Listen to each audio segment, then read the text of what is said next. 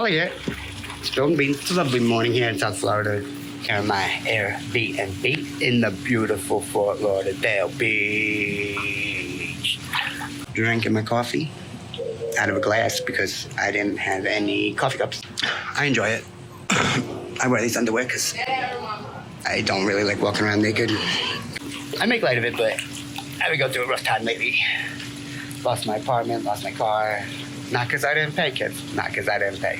Drinking my coffee. Chilling in my pool. It's kind of more like a bath than a pool, but I don't really like walking around naked.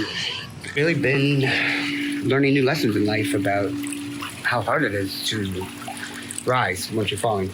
We're going to disguise it in this number that is figured out in an algorithm that none of us can really exactly put our finger onto, that is going to determine how much we pay for things. So therefore, the hidden thing there is that it's a way of charging the poor people more money for everything and the rich people less money for everything, which I think, with all I learned about America, we talk about the American dream. It's really unconstitutional. That's so fucked up, man. Like, oh, okay, there's a poor tax. You're poor, you got to pay more. Also, I lost my apartment because of the behavior of a young man. I paid for that too, man. In my world, you pay for things, you get to keep them, but that's not true. Paid for all this. Paid for the car, paid for the insurance, paid for the apartment, all on time. For once, I have 690 credit rating. Now I got a 300 something ridiculous because they were taking the car, they're taking the apartment, they're taking everything anyway. So I was like, fuck you, I'm not paying. I'm not paying $750 car payment. Take my car away anyway, pull my registration. So it's all done. And I still have myself, at least I have my pride. I did what I thought was right. They told me, Austin has to go. I said, Austin got nowhere to go, so Austin's gonna stay. And they evicted me in the end. Now I cannot find a place, so I've been staying at Airbnbs, costing me $3,500 a month. But hey, at least I got a private swimming pool right now. It changes every 1-2 weeks. I get a new place. Let me tell you something about this bullshit that we call credit rating, which is a way in disguise, an algorithm no one can figure out how to figure out. And they really confuse the hell out of us to disguise the fact that they are charging the poor people a hell of a lot more than they are for the rich people for the same thing. That's unconstitutional to me. I want to change that in the world. I want to change the fact that I got evicted because of a disabled, behaviorally challenged person's behavior. Like in the lawsuit, it says, oh, Paul let him paint the driveway. Paul let him do this. But there's no letting him do anything. I didn't let him do anything. He didn't fucking listen to a word I said. But he's still a person. He still needs a place to live. He had nowhere to go. The state said he had to stay in the state. He had no one else but me to take care of him. I did what I had to do. I took care of him. And in the end, I was kicked out and lost everything. But I could sleep at night. What I couldn't sleep at night doing is knowing that I kicked him out.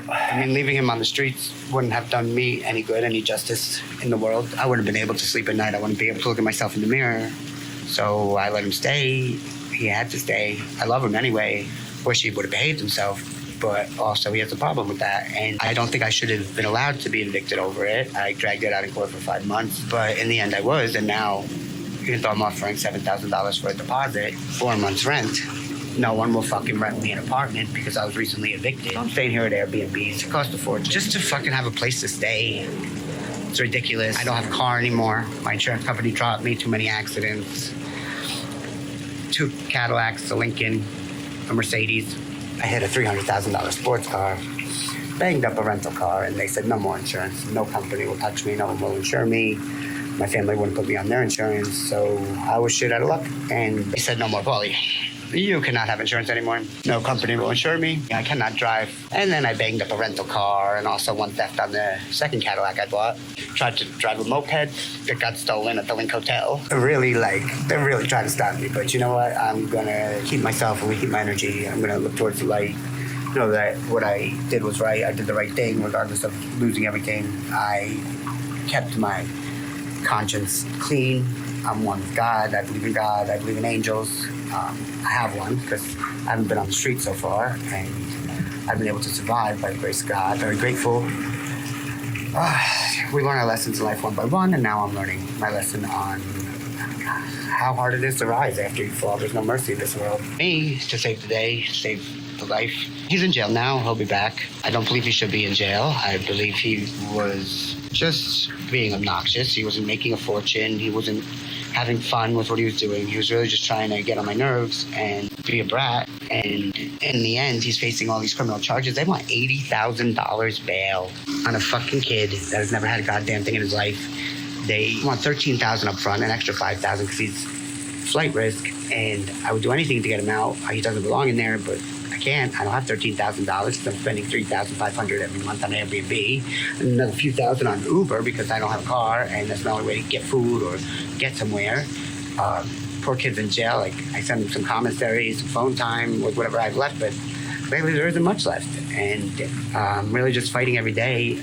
Every dollar I make is going into my daily survival of having a place to stay, having food to eat. Nice Airbnbs here. I don't mind living in them if they weren't so unaffordable and it was a logical way to live, but it's not. I mean, my apartment was $1,150 a month for a nice one-bedroom walk-in closet, pool, everything.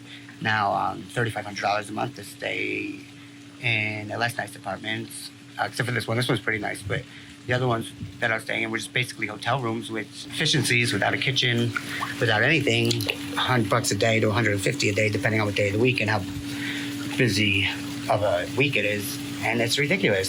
It's ridiculous. They give you no fucking shot. Like, I have money. I have a salary. I'm offering a deposit and I can't get an apartment. What about all the people out there that have nothing, lost everything, really have nothing to put on the table? How the fuck do they get out of the hole that they're in? We give them no chance, no shot. And then we're going to give them shit for becoming drug addicts, alcoholics, thieves, whatever it is they got to do to survive. They got to eat. Everyone's got to eat. And we're not giving them any chance in this world. How do we expect them to redeem themselves? How do we expect them to get better? It's a hard knock life, and some of these people have a lot of feelings, a lot of emotions, and they can't handle life the way sober, so they turn to all this stuff, and they sell drugs, whatever they got to do to get by and to survive, and I don't blame them.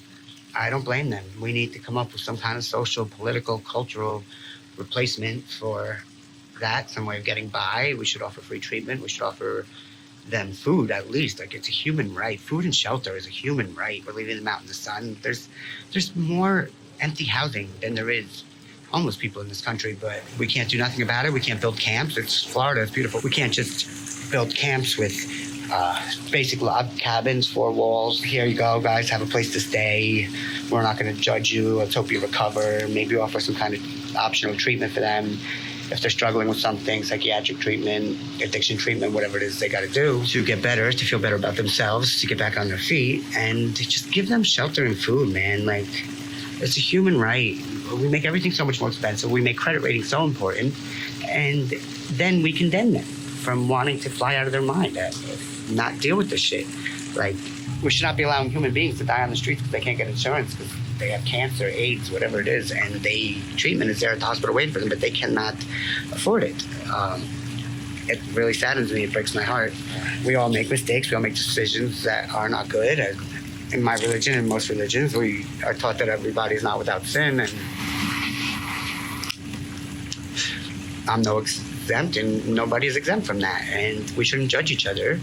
Yeah, people did make mistakes that led up to what they had, but a starving person is a starving person. A person without shelter is a person without shelter. We need to take care of these people. It's not a privilege. It should be a right, and it's not. And people are still going without insurance, without food, without anything.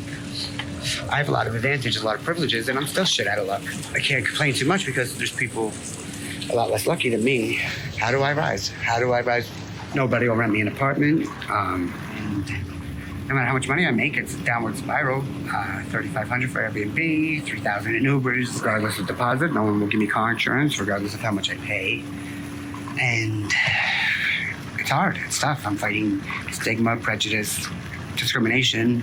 The average plight of a poverty-stricken person. And no matter how much money, Airbnb, $3,000 in Ubers, like, most people don't even make that much a month, and some people make nothing, and how the fuck do they ever dig themselves out of a hole? It's just really saddening to me, and we need to do something about it. We really do. We cannot let this go on.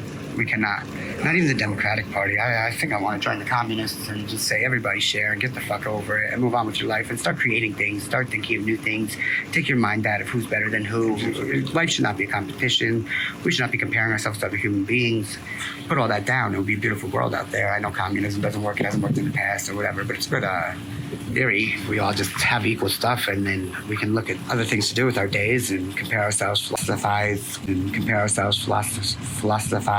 whatever it is, write poetry. I don't care what people do. Masturbate your day away. If that tickles your pickle, go for it. So I have to be out of this Airbnb tomorrow. I have to be out of this Airbnb and then find a new place. And then I think 3 days later, this one's available again. I don't know. It's a day-by-day struggle of coming up with the money to get a new Airbnb for at least $100 a day. It costs so much fucking money. When you lose everything, then how the fuck do you ever rise again? What the fuck is that bullshit? I think if we just put all that down, it would be a beautiful world out there. I know communism doesn't work. It hasn't worked in the past or whatever, but it's good theory. We all just have equal stuff, and then we can look at other things to do with our days and compare ourselves, flies, whatever it is, poetry. I don't care what people do. Masturbate your day away. If that tickles your pickle, go for it. Let's help out one by one. Let's help out the homeless and disabled. Let's help out the children of God, really. Some people need help.